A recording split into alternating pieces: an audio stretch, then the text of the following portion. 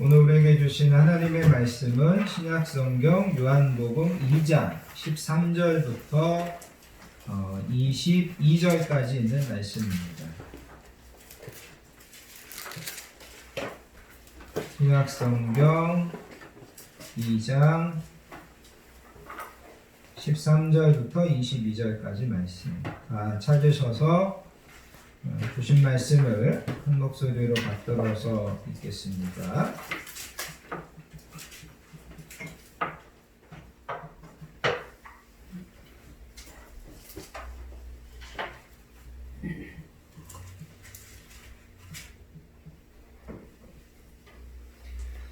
요한복음 2장 13절부터 22절까지 말씀. 이 시간 우리에게 주신 이 복되신 말씀을 한 목소리로 받들어서 읽습니다. 유대인의 유월절이 가까운지라 예수께서 예루살렘으로 올라가셨더니 성전 안에서 소와 양과 비둘기 파는 사람들과 돈 바꾸는 사람들이 앉아있는 것을 보고 노끈으로 채찍을 만드사 양이나 소를 다 성전에서 내쫓으시고 돈 바꾸는 사람들의 돈을 쏟으시며 상을 엎으시고 비둘기 파는 사람들에게 이르시되 이것을 여기서 가져가라. 내 아버지의 집으로 장사하는 집을 만들지 말라 하시니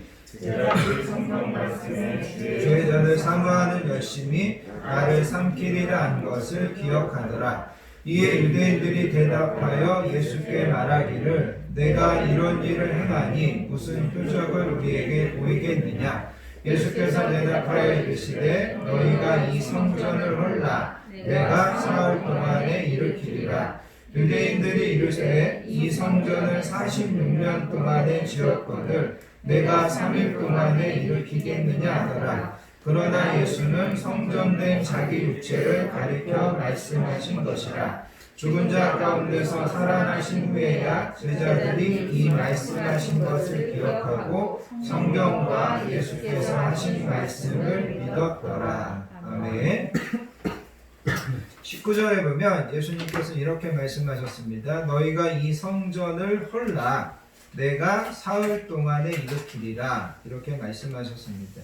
그 다음에 여러분 22절에 가서 보시면 죽은 자 가운데서 살아나신 후에야. 죽은 자 가운데서 살아나셨다라는 것은 다른 말로 이야기하면 예수님이 부활하신 거죠. 예수님이 부활하신 후에야 제자들이 예수님이 말씀하신 것을 기억하고 성경과 예수님께서 하신 말씀을 다 믿었다. 이렇게 이야기하고 있습니다. 그래서 특별히 오늘 제가 강조하고 싶은 것은 예수님께서 이 성전을 헐라 그렇게 말씀하셨고 그 다음에 여러분 22절에 가서 보시면 죽은 자 가운데서 살아나신 후에 부활 후에 예수님의 제자들이 이 말씀이 이런 뜻이었구나. 이 말씀이 이런 가르치심이었구나. 제자들이 비로소 그것을 제대로 이해하게 됐다. 요한이 이제 그것을 오늘 우리에게 가르쳐주고 있습니다. 이런 말씀들을 여러분들 머릿속에 넣으시고 하나님의 말씀을 함께 들을 수 있기를 바랍니다. 엔도 슈샤코라고 침묵이라고 하는 되게 유명한 그 소설을 쓴 일본의 기독교 작가가 있습니다. 이 사람이 예수의 일생이라고 하는 또 하나의 책을 썼는데 그 예수의 일생에서 이 사람이 이런 이야기를 합니다. 우리가 성경을 읽다 보면 두 가지 수수께끼를 만나게 된다는 거죠. 첫 번째 수수께끼가 뭐냐면 겁장이었던 제자들이 예수가 죽은 후에 어떻게 그렇게 강한 신앙을 얻었는가. 이게 수수께끼라는 거예요. 여러분이 아시는 것처럼 예수님이 십자가에 달려 돌아가실 때 제자들은 다 예수님을 부인하고 또 예수님을 모른다고 하고 다 예수님에게서 도망쳤던 사람들이라는 거예요. 그런데 여러분 사도행전에 가서 보시면 그 제자들이 이제는 죽음을 두려워하지 않고 담대히 나아가서 예수님을 전하고 또 담대히 나아가서 예수님의 살아계심을 증거하는 것을 보게 되더라는 거죠. 그래서 엔도 슈샤코가 이야기하는 것은 뭐냐면 겁장이었던 예수님의 제자들이 예수님이 죽은 다음에 어떻게 그런 강한 신앙을 가질 수 있었을까? 이게 이제 첫 번째 수수께끼라는 거죠. 두 번째, 성경을 읽다 보면 또 한 가지 수수께끼를 만나는데, 그것은 뭐냐면 현실에 있어서 무력하게 제자들의 꿈을 좌절시킨 사내가, 현실에 있어서 무력하게 제자들의 꿈을 좌절시킨 사내가, 이 사내가 누구죠? 예수님이죠. 예수님을 그 제자들은 무슨 까닭으로 나중에 신격화시켰냐라는 거예요. 예수님이 여러분 아시는 것처럼 십자가 위에서 벌겨벗겨진 채로 정말 무능력하게 죽었다라는 거죠. 그런데 예수님의 제자들은 나중에 그 예수님을 신격화시키더라는 거예요. 신격화시켰다라는 말은 이 예수님이 하나님의 아들이다, 이 예수님이 하나님이다 그러면서 그렇게 무능력하게 죽은 그 예수를 아니 어떻게 신이라고 이야기하냐라는 거예요. 어떻게 신의 아들이라고 그 예수님을 이야기하는 거냐라는 거죠. 그래서 이 엔도 시작부는 성경을 읽다 보면 이 두 가지가 수수께끼라는 거죠.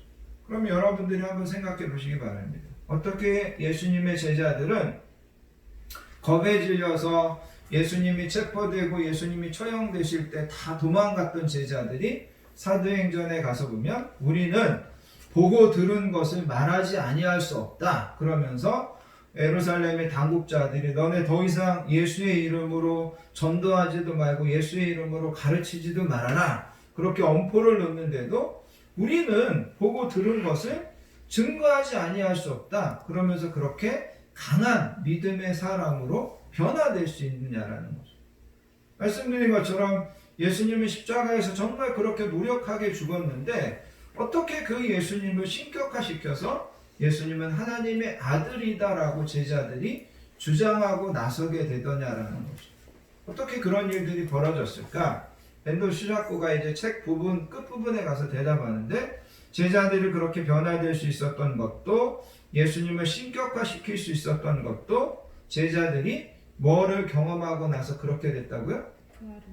부활을 보고 나서. 부활을 보고 나서 제자들이 그렇게 달라졌고 부활을 보고 나서 아 예수님은 진짜 하나님의 아들이시구나 이렇게 이제 제자들의 생각이 달라지게 됐다라는 겁니다.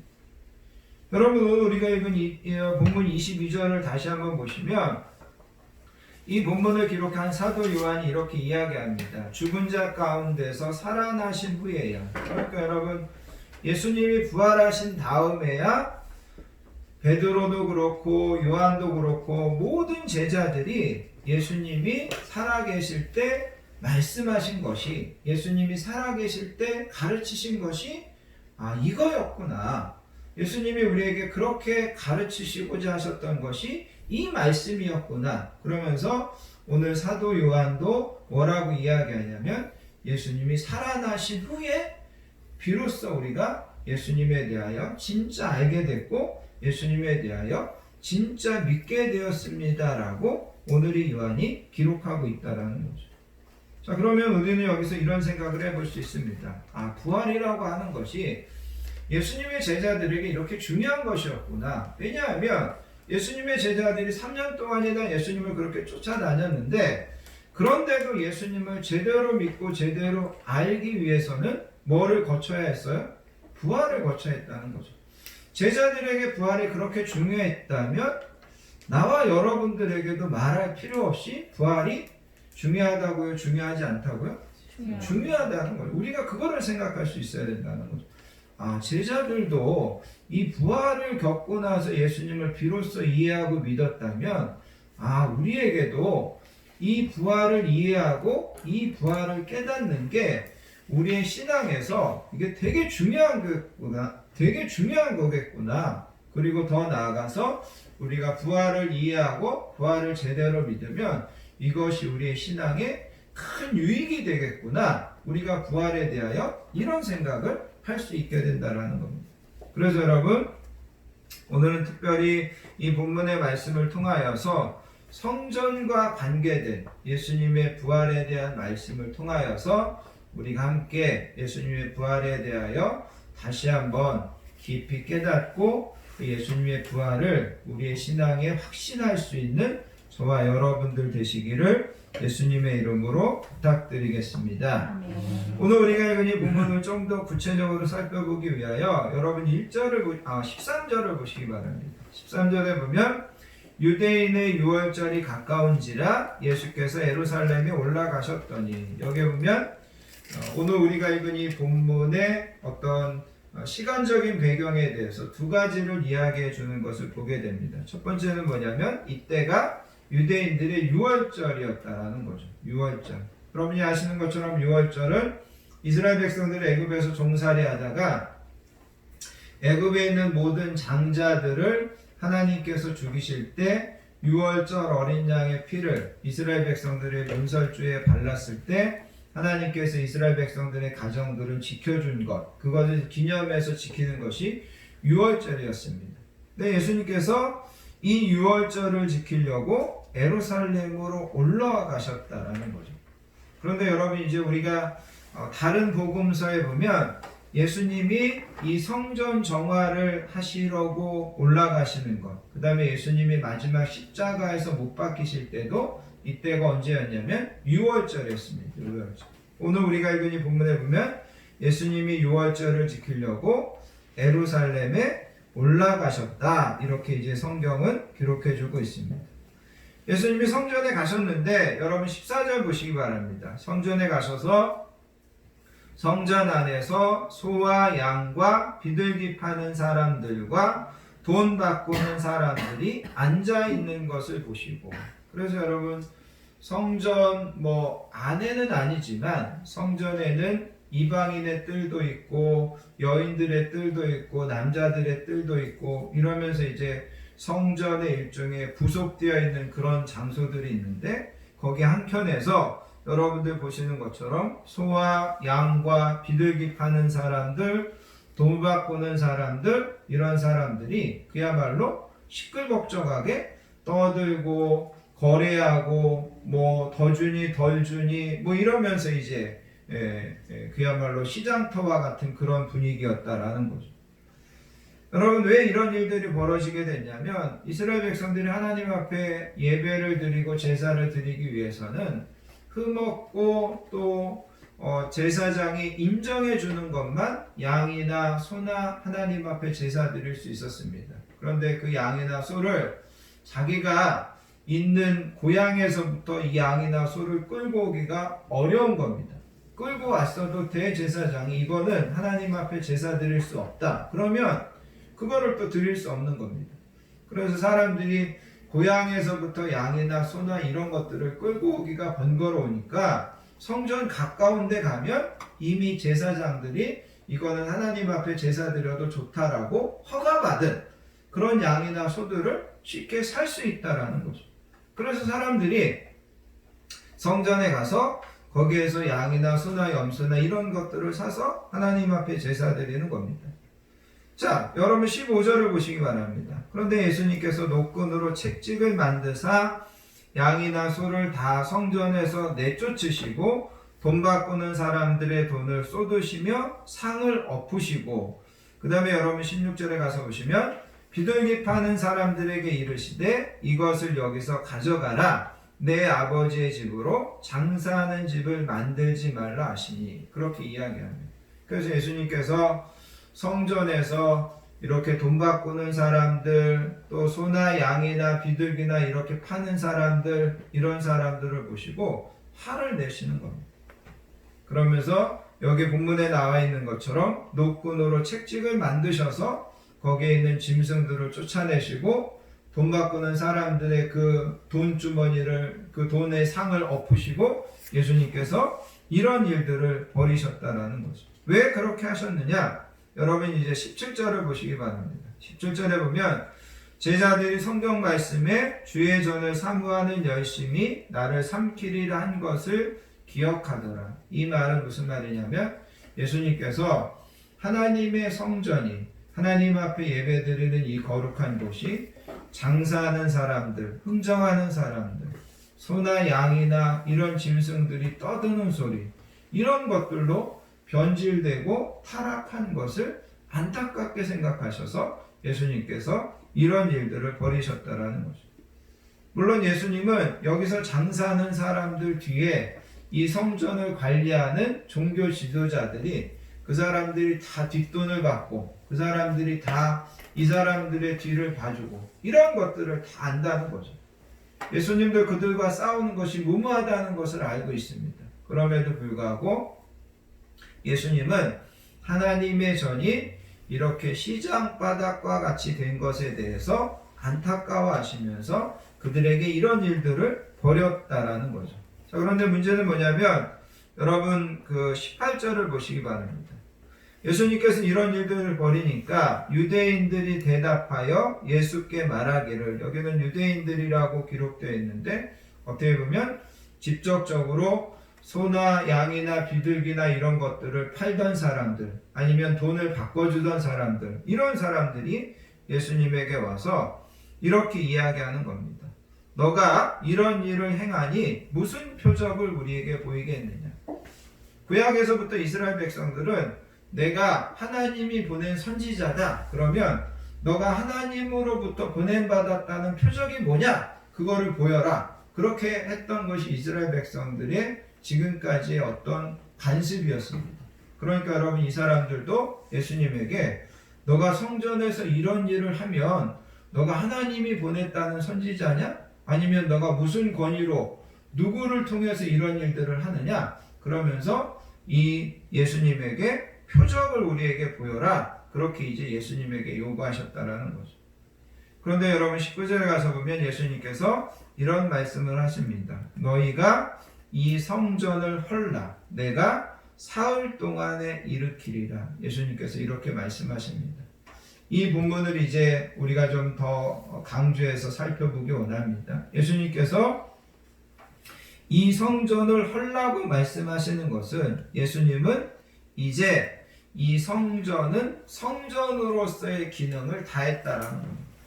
이 성전은 이제 새로운 성전으로 대체될 것이라는 겁니다.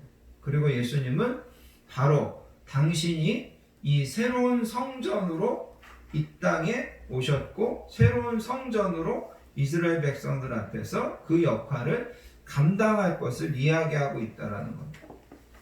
여러분, 우리가 이번 사순절 기간을 보내면서 계속해서 구약에 나와 있는 대속죄일, 또 구약에 나와 있는 이스라엘 백성들이 하나님 앞에 제사 드리고 예배 드리는 것에 대한 말씀을 들었습니다. 그런데 여러분이 기억하시겠지만 이스라엘 백성들이 하나님 앞에 나와 제사 드릴 때 대제사장이 이스라엘 백성들을 대신해서 대표해서 하나님 앞에 나가 제사 드리는데, 여러분이 아시는 것처럼 그 대제사장은 나와 여러분들과 똑같은 죄 많은 그런 인간에 불과했습니다.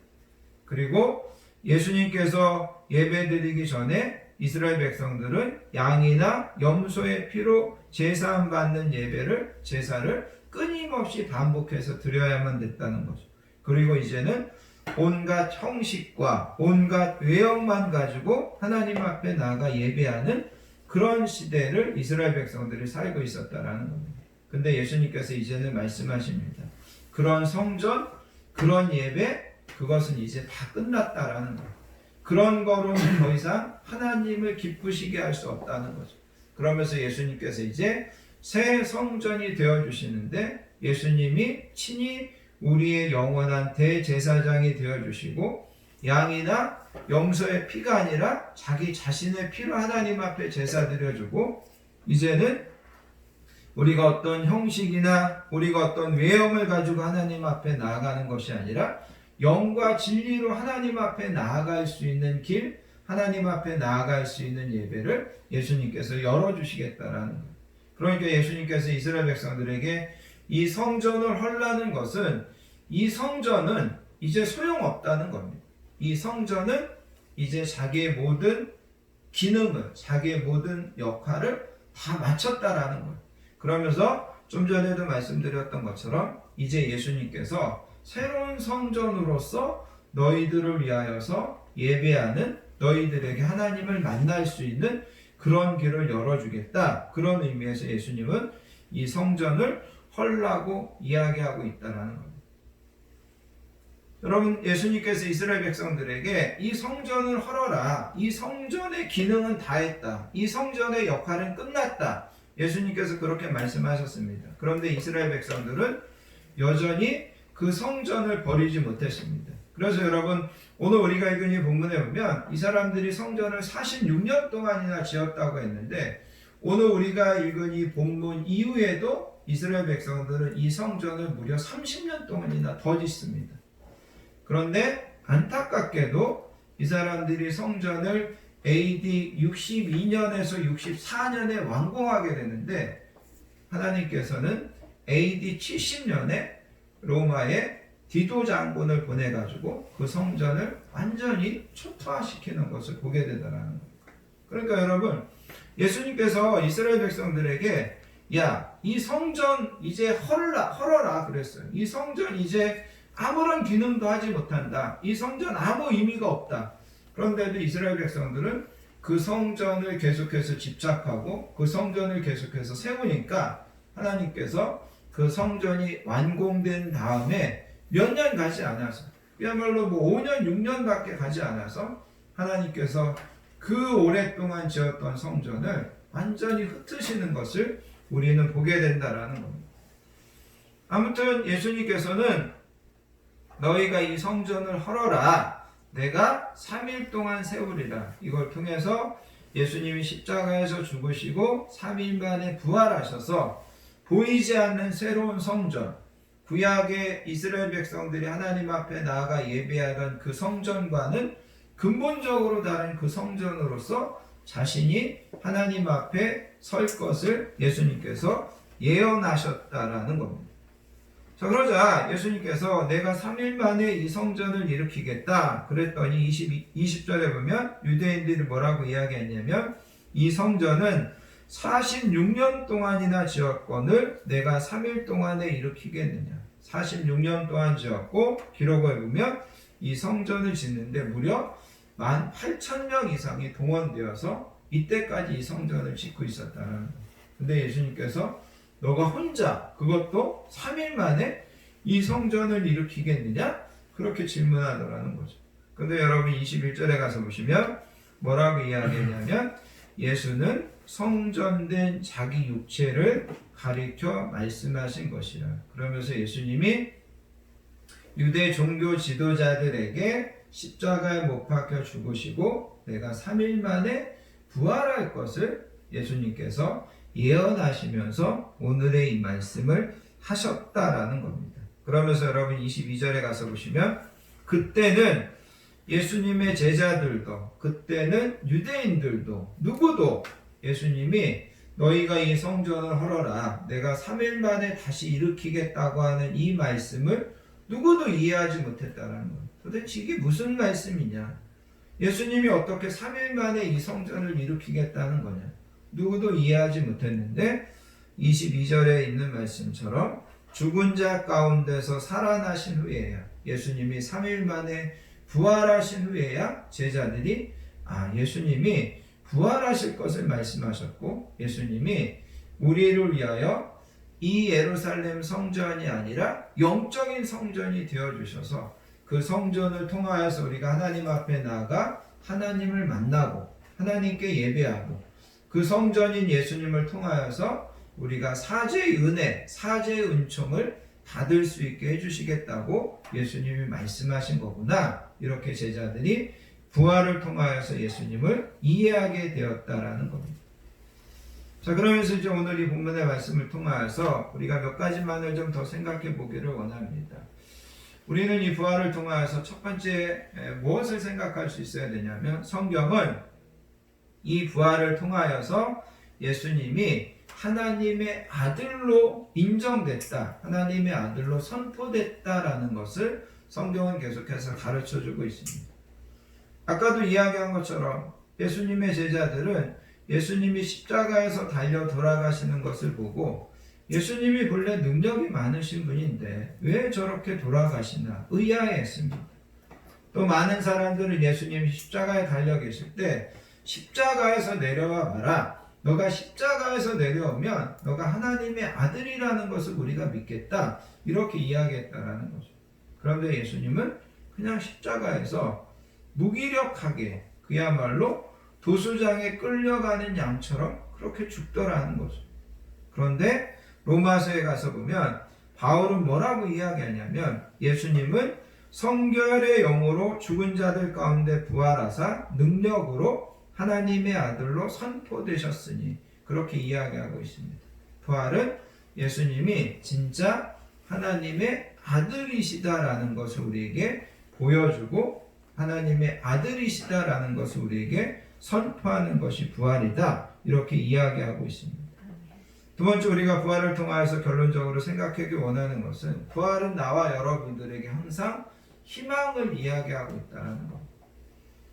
조니 에릭슨 타다라고 하는 그런 여자분이 있었습니다. 이 여자분이 17살 때 운동을 하는 친구였는데 다이빙을 하다가 그야말로 잘못 추락해가지고 목 이하, 목 아래가 전신 마비가 됐습니다. 그녀는 건강한 사람이었는데 이렇게 다이빙을 하다가 목 이하의 전신이 마비가 된 겁니다. 그러면서 그는 하나님에 대하여 원망하게 되고 분노하게 되고 그리고 그는 자살하려고 시도하게 되고 그런 절망적인 시간들을 살고 있었습니다. 그런데 그의 부모님들과 친구들의 권유로 그녀는 다시 성경을 보게 되고 성경에 대하여 그녀가 깊이 있게 읽게 됩니다. 그러면서 그녀가 성경을 공부하면서 그녀에게 가장 큰 도움을 준 것이 부활이라고 합니다. 그녀가 성경을 읽으면서 부활을 보니까 성경은 부활에 대하여 우리가 하늘나라에서 우리의 몸이 영화롭게 될 거다. 이 말씀이 그녀에게 꽂혔습니다. 아, 우리가 하늘나라에 가면 우리의 몸이 영화롭게 된다고? 그러면서 그녀는 이 말씀을 어떻게 이해했냐면 아, 내가 다시 하늘나라에 가면 옛날처럼 내가 걸을 수도 있고 뛸 수도 있고 춤을 출 수도 있겠구나. 내가 부활하면 그 옛날처럼 사람들과 같이 마음껏 걷고 춤추고 뛰고 그럴 수 있게 되는 것이 부활이구나. 그러면서 그녀는 이 부활을 통하여서 그동안 그 절망적인 상황들을 이기게 되는 희망을 갖게 되더라는 거죠. 그러면서 그녀가 이런 고백을 하더라는 거죠. 내가 하나님 앞에 간다면, 내가 예수님 앞에 간다면, 내가 부활한 몸으로 그분 앞에 선다면 내가 너무나 기뻐가지고 걷고 뛰고 춤추고 그럴 수도 있겠지만 나는 내가 그 예수님을 더욱 기쁘시게 하기 위하여 내가 무언가를 할 계획이다. 그런 이야기를 합니다. 그러면서 무슨 이야기를 하냐면 이런 이야기 합니다. 내가 부활한 다리로 맨 처음 하려는 일은 예수님께 감사하고 영광을 돌리며 무릎을 꿇는 일이다. 그렇게 이야기하더라고요.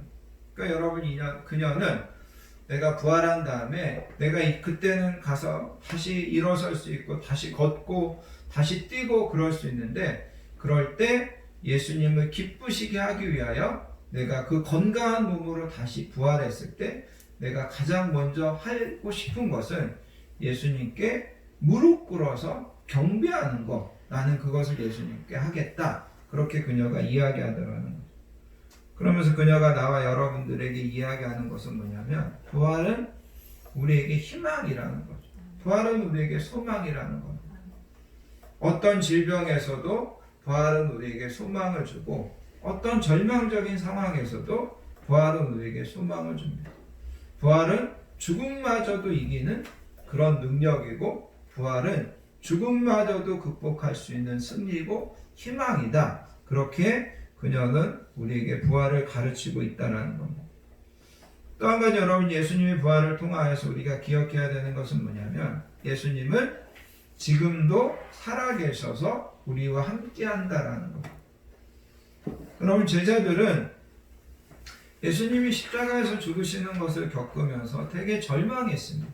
왜냐하면 제자들은 성경에 보면 그들이 어떤 사람들은 배와 부모를 버리고 또 어떤 사람들은 세리에 앉아서 이렇게 돈을 걷던 그런 직업을 버리고 예수님을 따라 나섰는데 예수님이 십자가에서 죽는 것을 보고 이 사람들은 절망할 수밖에 없었다는 거죠.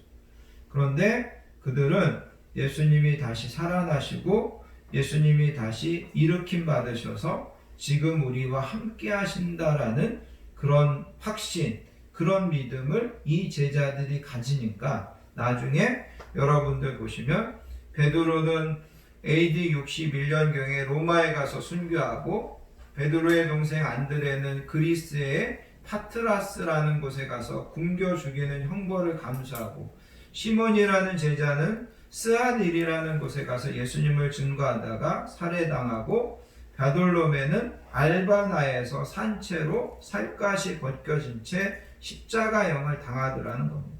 야고보는 예루살렘 교회의 책임자로 있다가 살해당하고, 의심이 많은 제자 도마는 인도로 가서 거기에서 관에 넣어진 채 톱으로 켜서 죽었다라고 전해지더라는 거죠.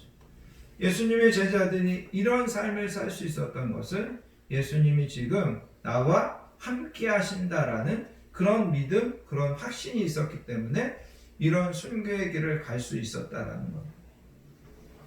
여러분, 우리가 사순절 기간 예수님에 대하여 말씀하시면서 제가 요한복음에 있는 말씀을 가지고 여러분들에게 들려줬던 말씀, 요한복음 1장 14절에 보면 말씀이 육신이 되어 우리 가운데 거하신다라는 그런 말씀이었습니다. 예수님이 육신을 입고 이 땅에 오셔서 우리에게 거하신다. 근데 여기 거한다라는 말은 예수님이 우리 가운데 텐트를 치신다.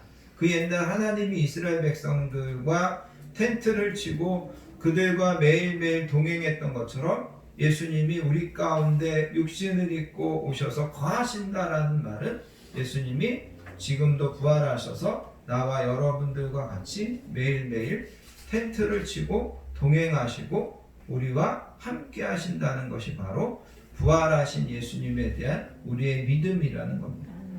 예수님은 여기서, 예수님은 오늘, 또 예수님은 나와 여러분들이 가지고 있는 답답하고 때로는 고통스럽고 때로는 힘들고 그런 문제들 가운데 예수님은 우리와 함께 해주시고, 예수님은 그런 모든 것들 가운데서 계속해서 우리를 격려하시고 계속해서 우리에게 용기를 북돋아 주시고 계속해서 그것을 이기고 계속해서 우리의 삶을 지탱해 나갈 수 있는 힘을 주시는 분이 부활하신 예수님입니다. 그래서 여러분들이 어떤 상황 가운데 있더라도 부활하신 예수님이 지금 나와 함께 해주신다. 그 예수님이 나를 응원해 주시고 그 예수님이 내가 이것을 믿음으로 이기시기를 원하신다라는 그 믿음으로 나와 여러분들이 지금의 이 모든 어려움들을 이기시고 승리하시면서 살아가실 수 있기를 예수님의 이름으로 축복합니다. 아멘. 기도하겠습니다. 사랑의 아버지 하나님, 감사합니다. 특별히 이 땅에 예수님을 보내시고 그 예수님의 십자가에서 죽으심과 3일 만의 부활을 통하여서 저희들에게 이런 귀한 말씀을 듣게 하여 주시니 감사합니다. 예수님이 부활하셨다고 하는 것이 우리의 신앙에 얼마나 큰 지혜가 되고 얼마나 큰 유익함이 되는 것인가를 우리가 분명히 알게 해주시고, 예수님의 부활을 통하여서 날마다 우리도 소망 가운데 승리하며 살아가는 우리 모든 성도님들 되게 해주시기 원합니다. 아직도 여러 가지 상황과 아직도 여러 가지 세상의 일들로 인하여서 절망 중에 있는 사람들에게 이 소망의 소식이, 이 부활의 소식이 전해질 수 있는 그런 은혜를 베풀어 주시기 원합니다. 모든 영광 아버지 하나님께 올려드리며 우리를 사랑하여 주시는 예수님의 이름으로 간절히 기도하옵나이다. 아멘.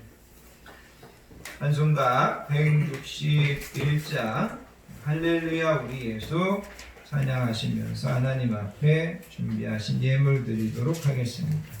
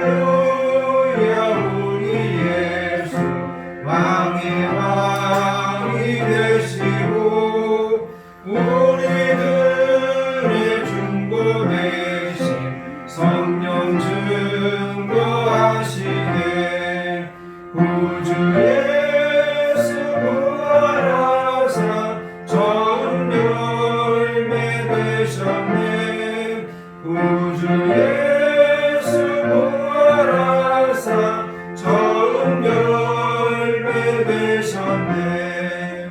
할렐루야 우리 예수 몸과 피가 없도다. 무덤 속에 있는 죄인 주가 일으키시네. 구주 예수 부활하사 영광 주로 오시네. 구주 예수 부활하사 영광 주로 오시네. 아멘.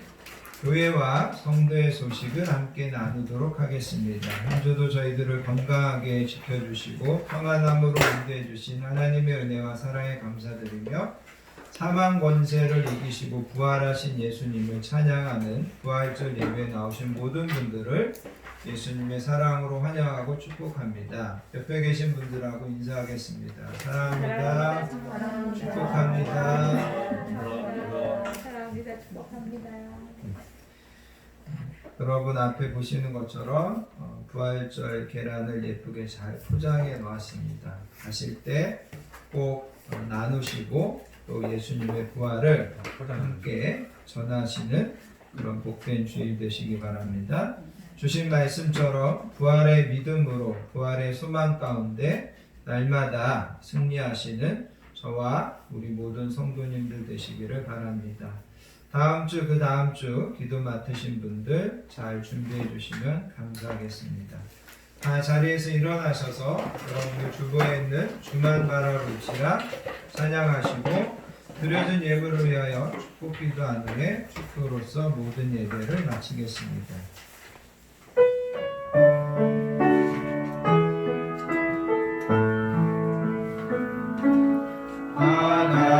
하나님의 사랑을 사모하는 자, 하나님의 평안을 바라보는 자, 너의 모든 것 창조하신 우리 주님이 너를 얼마나 사랑하시는지 하나님께 찬양과 경배하는 자, 하나님의 선하심을 닮아가는 자, 너의 모든 것 창조하신 우리 주님이 너를 자녀 삼으셨네. 하나님 사랑의 눈으로 너를 어느 때나 바라보시고 하나님이 짠 귀로써 언제나 너에게 기울이시니 어두움에 밝은 빛을 비춰주시고 너의 작은 신음에도 응답하시니 너는 어느 곳에 있든지 주를 향하고 주만 바라볼지라. 주만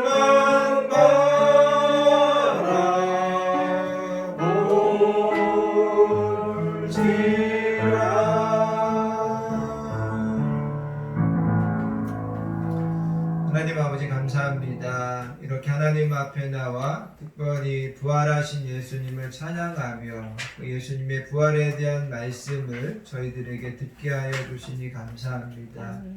오늘도 하나님 아버지 앞에 나와 감사와 찬양과 예배로 영광 돌리며 하나님 우리에게 허락하여 주신 귀한 물질을 거룩하고 아름답게 구별하여서 우리의 소원과 우리의 정성과 우리 기도 제목을 담아 하나님 앞에 올려드리오니 하나님 기쁘게 흠양하여 주시기 원합니다. 항상 우리가 기도하고 소원하는 것보다도 더 좋은 것들로, 더 복된 것들로, 더 선하게 우리 가정과 자녀들과 하는 모든 일들 가운데